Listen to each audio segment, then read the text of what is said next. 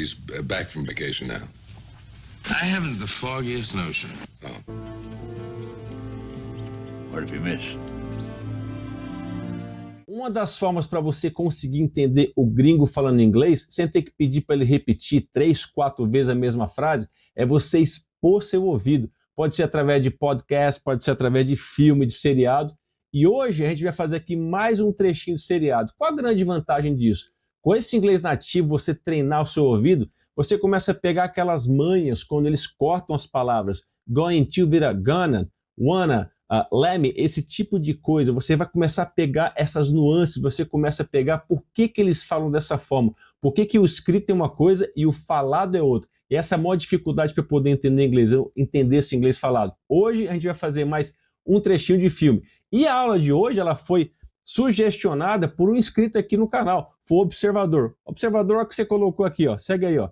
Teacher Brown, tenho 62 anos e gostaria de treinar o listening com seriados da minha época, como Kojak. E aí, quem lembrou aí do cara, do Kojak? E já que a gente vai falar um pouco hoje do Kojak, desse seriado, eu vou colocar também mais um trechinho de outro seriado que fez um baita sucesso na época. Você sabe quem é? Imagina um cara que consegue pegar um canivete, pegar uma casca de banana, um clipe de papel e fazer uma bomba. Já sabe quem é. MacGyver, exatamente. Hoje a gente vai ter dois trechos, uns trechos pequenininhos, pouco tempo, um do Kojak e um do MacGyver. A gente vai explorar o inglês dos caras, beleza? O que é esse tal de Kojak? Kojak aqui, eu até anotei aqui, ó. O Kojak foi um seriado lá dos anos 70. Ele foi estrelado por Telly Savalas. Era um detetive durão, todo metidão, sarcástico, usava de muita ironia. E quando ele dava os crimes, ele está sempre chupando um pirulito lá. Essa foi a característica dele. E na época ele moldou lá, né, a cultura pop americana daquele esquema de palavreado de policial, daquela gíria policial. Vamos começar um pequeno trecho desse Kojak. Olha aí, a primeira frase. The flight left Rio on time. Well, that's a novelty. All right, thank you. E aí, bora fazer o que a gente mais gosta de fazer aqui no canal, aprender, praticar, treinar esse inglês? Vamos lá. Então olha a primeira frase que ele falou ali. Olha como é que está escrito aí. Quando você vê aquela primeira frase ali, não parece que ele está afirmando, ó, the flight left Rio on time. Não parece que ele está afirmando, ó, o voo deixou o Rio de Janeiro na hora, no horário correto. Parece que ele está afirmando. E aqui, na verdade, essa frase é uma afirmação. Mas se você ouvir de novo, você vai ver que ele está falando com a entonação de pergunta. Ouve de novo aí. The flight left Rio on time. E aí, pode? Uma frase afirmativa com entonação de pergunta? Pode, e os caras usam todo dia. Por isso que é importante a gente ouvir, treinar também o inglês com seriados, com podcasts, com o inglês da vida real que os caras usam na vida real. Gramaticalmente pode ser uma coisa, mas na vida real, no dia a dia, pode ser outra coisa, né? Ou seja, aqui, the flight left Rio on time. O voo deixou o Rio no horário. É uma afirmação, mas ele está fazendo como se fosse uma pergunta. The flight left Rio on time é uma entonação de pergunta. Vamos fazer junto. Repete aí comigo. Ó. Faz uma afirmação. Você está afirmando. Ó. The flight left Rio on time. Fala. Agora a pergunta. The flight left Rio on time? Viu como percebe que a entonação muda, todo o conceito muda? No contexto você muda a intenção. E é o que ele está falando aqui. Aqui, na verdade, ele está surpreso, né? O voo deixou o Rio no horário? Aí ele fala a próxima frase ligada a essa, ele fala o seguinte, ó, well, that's a novelty. Oh, isso é novidade, hein? Essa é nova. Lógico que isso aqui ele está falando sarcasticamente. Essa palavra novelty, que é a palavra novidade. Essa é novidade, essa eu não sabia. Oh, that's a novelty. Lógico, mas ele falou aqui de uma forma mais sarcástica. E você tem outras opções que você pode usar no lugar. Você pode fazer assim, ó, tá aí uma novidade, that's a novelty. Mas você também pode falar, por exemplo, oh, that's a surprise. Ele poderia ter usado essa expressão, that's a surprise. Essa é a surpresa, essa eu não esperava. Ou então, that's a rare sight. Oh, that's a rare sight. Quer dizer, esse é raro de se ver. Oh, that's a rare sight. Seja como for, se ele usasse essas três opções, ele está falando de um jeito sarcástico. E ele segue para terminar a frase e fala o seguinte, alright, thank you, no telefone, ok, alright, tudo bem, thank you, obrigado. Agora percebe aqui que no final ele fala on time, the flight left Rio on time. Tem duas expressões que talvez as pessoas confundam. Quando você fala a preposição on On time passa a impressão de que está dentro do horário. Tipo, tá tudo tranquilo, tá dentro do horário. Olha essa frase aqui, ó. The flight left on time. O voo saiu no horário. Não tô atrasado, tipo, tô de boa no horário. Outra frase. I arrived in time for the movie. Quer dizer, eu cheguei a tempo, né? Para antes de começar o filme, ou tipo, já começou um pouco o filme, mas antes de acabar, eu consegui chegar in time. Então, on time é quando você chega no horário, tá tudo certinho. In time é quando você chega antes de acabar.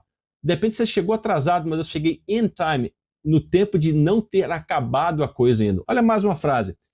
He got to the hospital just in time. Ele chegou no hospital antes que fosse tarde demais, por exemplo. Just in time. Então essa é a diferença de on time, de in time. Legal.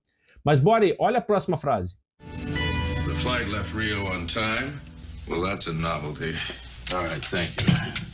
The offices are closed today. The offices are closed today. Então tá falando aqui que os escritórios estão o quê?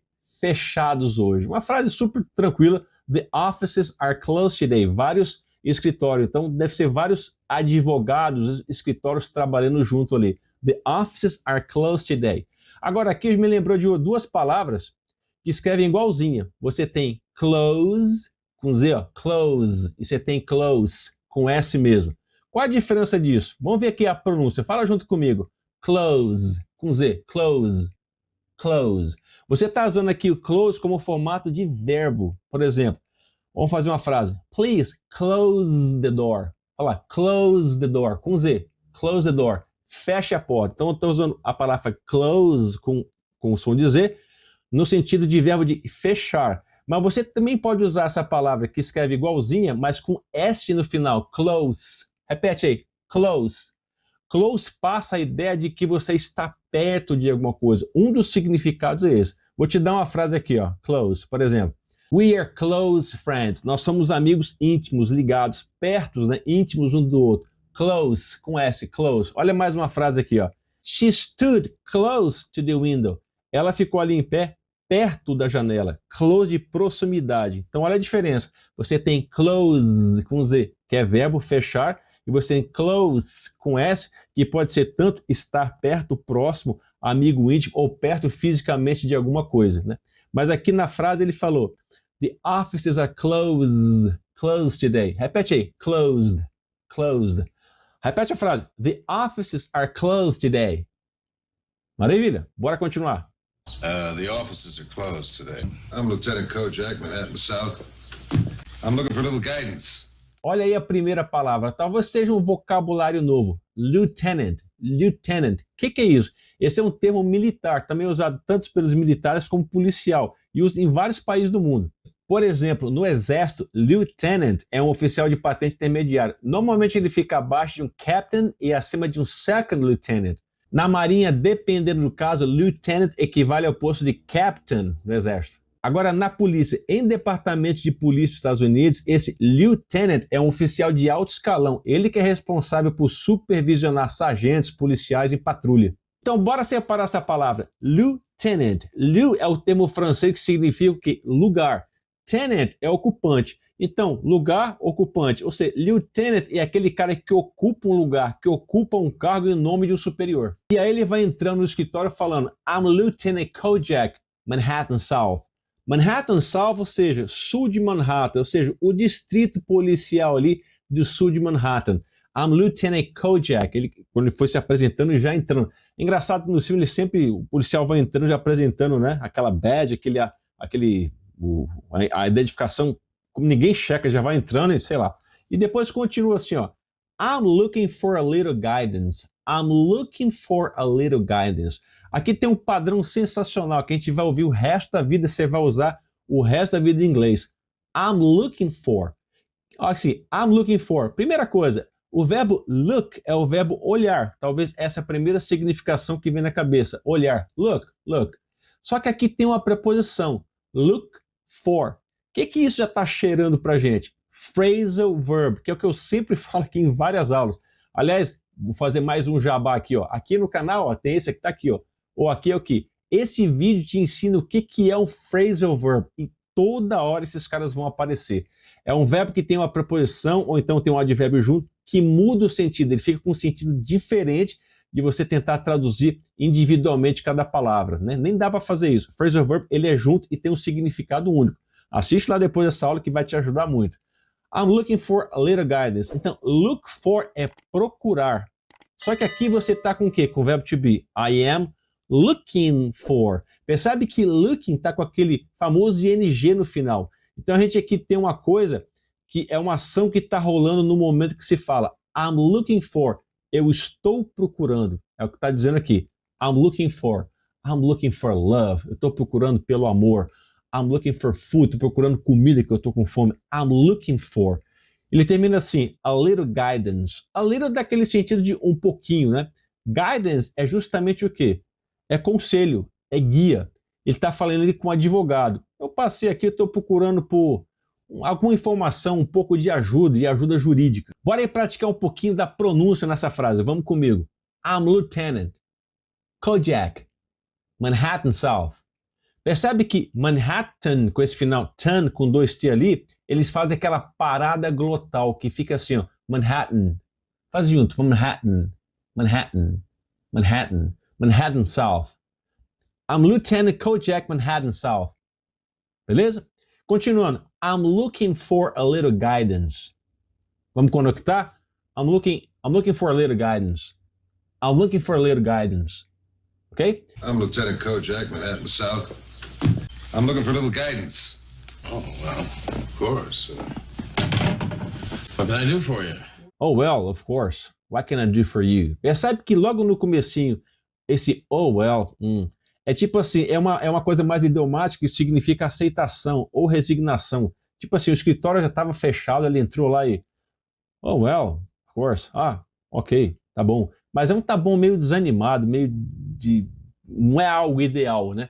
Mas você pode usar isso aqui diferente. Oh, well, oh, beleza, tranquilo. Depende da entonação, o contexto vai dizer tudo. Ele fala, oh, well, of course. Ok, tá bom.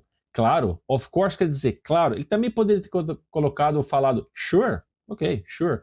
Oh, well, of course. E aí a última frase que ele fala, que é uma pergunta que é completamente padrão, e eu sempre enfatizo aqui nas aulas os padrões são muito importantes. Essa frase inteirinha que ele vai falar agora, essa pergunta, é um padrão que vai ser super repetitivo. What can I do for you? Usando o verbo can, aquele de possibilidade. What can I do for you? O que eu posso fazer por você? Uma frase bonita, elegante, simpática. What can I do for you? Talvez quando você vai em lojas, talvez a primeira coisa que o vendedor vem falar é Can I help you? Posso te ajudar? Ou então também pode falar What can I do for you? Que eu acho que é inclusive um pouco mais educado, mais diferente, mais legal. What can I do for you? Repete junto aí. What can I do for you? Vamos juntar aí. Ó. What can I do for you? Escuta de novo. What can I do for you? What can I do for you? What can I do for you? What can I do for you? Well, I'm looking for a nice little law firm, not too expensive. I'm looking to draw up my will. Agora uma frase mais longa. Vamos analisar essa frase. I'm looking for a nice little law firm, not too expensive. I'm looking to draw up my will. O que quer dizer essa frase? Primeira parte, I'm looking for. Acabamos de ver, né? Quando você está procurando alguma coisa, mais um phrasal verb, look for, procurar. I'm looking for. A próxima termo que ele usa é nice little, nice little. Antes de chegar no nice little, vamos continuar. Law firm. O que é law firm? É um escritório de advocacia, escritório de advogados. Law, que é lei, né? Firm, law firm. Que é isso que ele quer dizer. Então, olha só, ele está procurando o quê? Um escritório de advogados, mas que seja o quê? A nice little, nice little. Essa é uma expressão bem legal em inglês, quando você quer dizer que nice little é pequeno, confiável, mas aqui no caso acho que o melhor significado é acessível, porque depois ele está falando de ser caro, ser barato. Olha só a frase. I'm looking for a nice little law firm. Eu estou procurando por uma pequena, confiável, acessível, né? Um escritório de advogados, not too expensive, não muito caro. Aqui você deve ter visto já o tio aqui com 2 Os, naquela frase, nice to meet you too, prazer te conhecer também. Esse tio no final ali, que aqui está no meio da frase, não significa também. Aqui esse to está sendo usado para enfatizar a palavra que vem depois dele, que é o quê? Expensive. Se eu falo expensive, é caro. Too expensive é muito caro. Então você está enfatizando esse adjetivo expensive usando to para enfatizar. Se eu falo assim, sexy, too sexy, muito sexy. Esse aqui é o sentido. O to ele vai enfatizar. Então, olha só, I'm looking for a nice little law firm, not too expensive. Estou procurando um escritório aí de advocacia que seja confiável, acessível, não seja muito caro, né? Por quê? Porque agora ele vai falar o que ele está procurando fazer ali. Lógico que ele está investigando, está jogando um 7-1 aqui para poder tirar informações, para poder fazer a investigação, que ele é um lieutenant, né? Ele é um tenente, ele está procurando informação para resolver algum caso. Vamos repetir isso aqui junto, só para a gente praticar rapidinho, vamos junto. I'm looking for a nice little law firm. De novo, a nice little law firm. Not too expensive. Not too expensive. Mais uma, not too expensive. Beleza. E ele segue falando o seguinte, ó, I'm looking to draw up my will. Beleza. Tem aqui, ó, I'm looking, não tem o for, então aqui não estou procurando alguma coisa especificamente. Vamos seguir. I'm looking to draw up. Aqui novamente você tem o quê? De novo, phrasal verb. Porque eu digo para você, phrasal verb, a gente tem que aprender, tem que praticar, tem que entrar em contato, né? Porque ele vai aparecer várias vezes. Talvez o primeiro significado que vem na cabeça quando a gente vê esse verbo aqui, draw, seria o quê? Desenhar, draw. Mas draw tem vários significados. Como aqui o draw, que é desenhar, talvez o primeiro significado que vem na cabeça, tem a partícula up depois, draw up já não é desenhar. Por isso que eu digo que o phrasal verb ele muda completamente. Draw up significa o quê? Redigir, elaborar, tipo, sei lá, fazer um documento. Ele está fazendo aqui o quê? Ele foi no escritório lá, né? Falando aqui, I'm looking to draw up my will. Will, aqui no final da frase, dessa última palavra, pode ser o quê? Vontade, desejo. Mas aqui no caso, ele está no escritório de advocacia, tudo aqui, normalmente, dentro do contexto, esse will quer dizer o quê? Testamento. Ele vai lá para fazer o testamento dele. Então, I'm looking to draw up my will. Okay? Eu quero redigir o meu testamento. E nos Estados Unidos é muito comum você fazer o seu testamento com um advogado no escritório, um advogado junto, para ter certeza de que não vai acontecer nenhuma besteira e que você vai distribuir os bens da maneira como você quer, né? Quando você passar dessa para melhor, beleza? I'm looking to draw up my will. Bora repetir isso, vai junto. I'm looking to draw up my will. Escuta de novo. Drawing up my will. But I am drawing up a will. Well, I'm looking for a nice little law firm, not too expensive. I'm looking to draw up my will. Então, só, a gente viu aqui um trechinho de filme bem curtinho, né, para não alongar muito a aula, desse personagem chamado Kojak, que foi muito famoso lá nos anos 70. E a gente viu aqui frases e expressões que são usados, óbvio, até hoje, e são super usados, e o pessoal usa todo santo dia. Por isso que é muito importante para a gente expor o nosso ouvido e pegar esse inglês falado dos gringos. Agora, isso aqui pode ser muito mais útil se você revisar. Se você ouvir essa aula aqui só uma vez, talvez fique muito pouca coisa na sua memória a longo prazo. Tem que fazer revisão várias vezes para poder melhorar e colocar isso firme. Agora só, dá uma olhada nessa imagem aqui. Como você chama essas coisas aí? Eu aprendi gambiarra. Pode ser que tenha outros nomes, né? Aliás, deixa nos comentários aí como é que fala gambiarra, é onde você mora, ou no país que você mora, ou na região em que você mora. Como é que fala gambiarra? Então, gambiarra é esse monte de coisa aqui.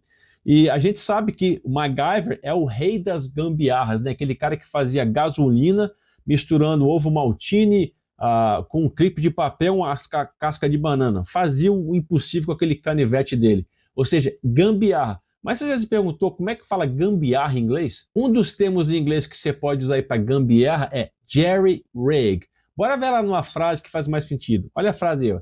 He jerry-rigged the broken fan with some tape and a paper clip. Olha que maravilha, bem coisa de MacGyver. Agora aqui, tá vendo que a sentido de jerry-rigged, aqui ele está sendo usado como um verbo.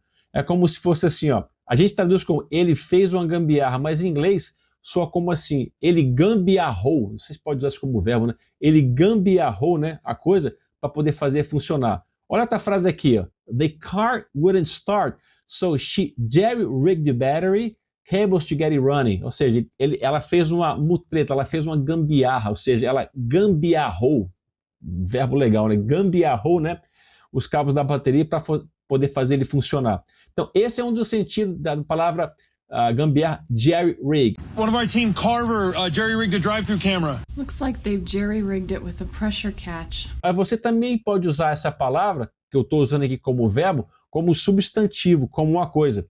Olha um exemplo aqui, ó. I used a quick fix to stop the leak. Eu usei uma gambiarra rápida ali, né, para poder estancar lá o vazamento. Então, qual a frase, qual o termo que eu usei aqui? Quick fix. Ou seja, pode ser considerado gambiarra, o nome gambiarra, como substantivo, como uma coisa. Ao pé da letra quick fix, parece um conserto rápido, instantâneo ali. Então, quick fix é aquele conserto que você faz, que é só para quebrar o galho ali, que depois você vai consertar mesmo definitivamente. Então, esse é o termo, talvez, gambiarra como substantivo, uma coisa. Mais uma frase para a gente matar isso. This is just a quick fix, but it works. Isso é só uma solução rápida, isso aqui é só uma gambiarra, mas funciona, but it works. Então esse que é o termo que a gente pode usar como gambiarra. There's no quick fixes here. Hey, I got a quick fix for that. Então bora aí fazer um trechinho do famoso MacGyver, um trechinho de filme aí, desse seriado que fez um baita de um sucesso na época. Rola aí a primeira frase. Hold it, Harry. It's a plant from the Urtica family. Strong stuff. One dab in the bloodstream hits the neural system and a guy's out for hours. Olha uma frase aí bem estilo MacGyver, já tentando bolar alguma coisa. Vamos lá. Hold it, Harry. Hold it, Harry. Hold é o verbo, talvez, a primeira significação é segurar. Hold. Mas aqui, e pode ser fisicamente, mas aqui no sentido da frase, no contexto, hold it, Harry, ele segura assim. Hold it quer dizer, segura aí, espera um pouco. Muito comum, você vai ouvir muito sendo falado isso aí. A gente pode falar assim, hold it, espera aí. Ou então a gente pode usar, hold it right there. Hold it right there. Oh, para aí, para aí. Oh, para aí, para aí. Hold it. I can't. Hold it! Hold it! Hold it right there! Hold it right there. Hold it right there! E aí ele segue a frase e fala o seguinte: It's a plant from the Urtica family. Ou seja, é uma planta da família do quê? Eu coloquei aqui urticáceas, esse nome, urticáceas. Eu acho que é a famosa urtiga. Não sei se você já passou por isso, se você já sentou na urtiga. Eu já passei urtiga na pele assim, fica queimando, é horrível. Sensação horrível. Comenta se já passou urtiga, se assentou na urtiga, você já sentiu urtiga no corpo, como é que ela queima, é horrível mesmo. E aí, é o MacGyver, ele já tá bolando alguma arma mirabolante para pegar os caras com urtiga. It's a plant from the Urtica family. É uma planta da família das urticáceas. Bonito isso aí. E aí ele continua e fala o seguinte, uma frase curta, strong stuff. Essa frase é bem legal, strong stuff. Coisa é forte, a coisa é para valer. Quando você usa essa palavra stuff, que é mais uma coisa bem coloquial, quase gíria, stuff pode ser coisa, treco, esse negócio aí, good stuff, coisa boa, bad stuff, isso aí é ruim, essas coisas são ruins. Então quando fala strong stuff, strong de força, ou seja, negócio forte, essa urticária aqui, strong stuff, negócio forte aí, negócio violento. But the strong stuff. Now this is strong stuff. Pretty strong stuff for a headache. E ele continua falando o seguinte, one dab in the bloodstream hits the neural system. Olha que bonito isso aqui. Esse dab é uma palavra que pode ser uma gota, pode ser só um pouquinho, one dab, uma gotícula disso, um pouquinho disso. Esse que é o sentido, né? One dab, uma pequena quantidade. One dab in the bloodstream. Se você separar blood, que é sangue, com stream, que pode ser rio, córrego, alguma coisa assim, bloodstream quer dizer o quê? O que parece o quê? Bloodstream, as veias, corrente sanguínea, bloodstream.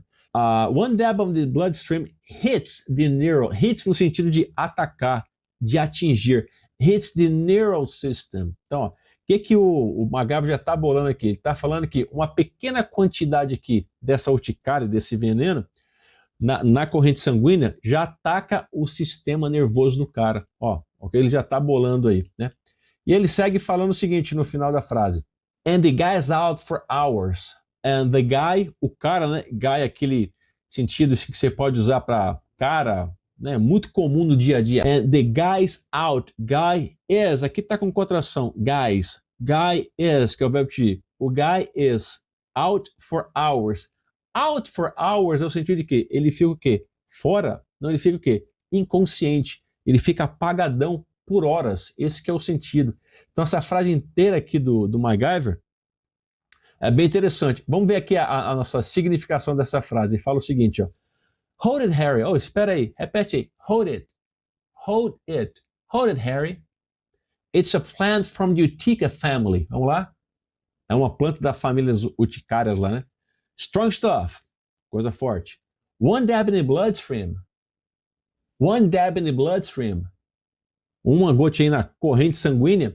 Hits the neural system. Hits the neural system. And the guy is out for hours. And the guy is out for hours. O cara fica aí, ó, desacordado, inconsciente por horas. It's a plant from the Urtica family. Strong stuff. One dab in the bloodstream hits the neural system and a guy's out for hours. Blowgun?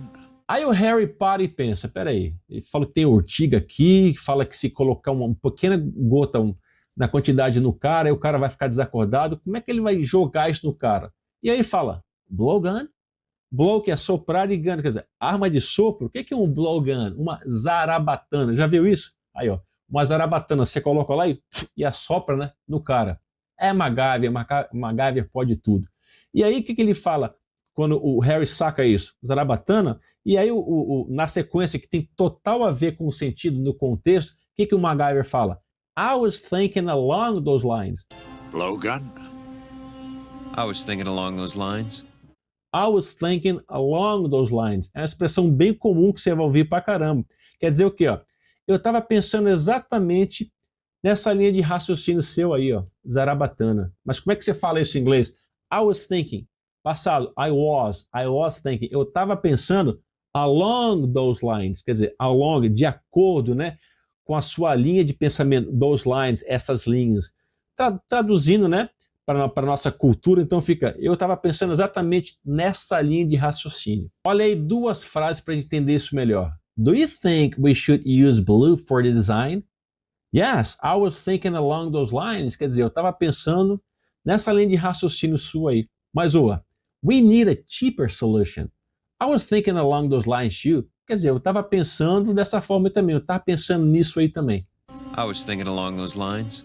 E aí, no final, o MacGyver consegue acertar os dois caras com a zarabatana e os caras ficam desacordados. Por quê? Porque o MacGyver é o cara, sempre foi o cara.